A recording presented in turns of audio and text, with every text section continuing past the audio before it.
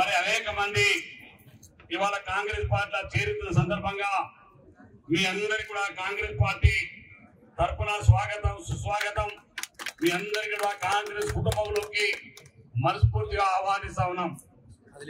అదేవిధంగా దేవరకొండ పట్టణానికి సంబంధించి కూడా మరి 12వ వార్డు కౌన్సిలరు, మాజీ ఎంపీటీసీలు, మిగతా చాలా వార్డులకు సంబంధించినటువంటి మిత్రులందరూ కూడా, ఎందుకంటే అంతమంది పేర్లు ఇప్పుడు చదవలేదు, ఎప్పుడు 2 గంటలు పట్టింది కాబట్టి చాలా మంది అనేక మంది ఇవాళ టీఆర్ఎస్ పార్టీకి రాజీనామా చేసి కాంగ్రెస్ పార్టీలో చేరినారు.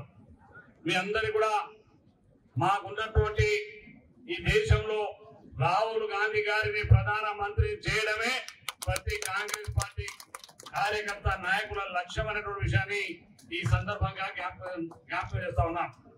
ఎందుకంటే ఈ దేశానికి మరి ఇవాళ మరి రాహుల్ గాంధీ గారి యొక్క సేవలు ఈ దేశంలో మరి ఒక శాంతియుతమైనటువంటి వాతావరణం ఉండాలన్నా, ఈ దేశంలో ఉన్నటువంటి బడుగు బలహీన వర్గాలు, దళితులు, మైనార్టీలు అందరూ కూడా సంక్షేమాలు అభివృద్ధి చెందాలన్నా, క్షేమంగా ఉండాలన్నా ఇవాళ రాహుల్ గాంధీ గారు ప్రధానమంత్రి కావడమే మన దేశానికి సురక్షితం అని చెప్పి మరొకసారి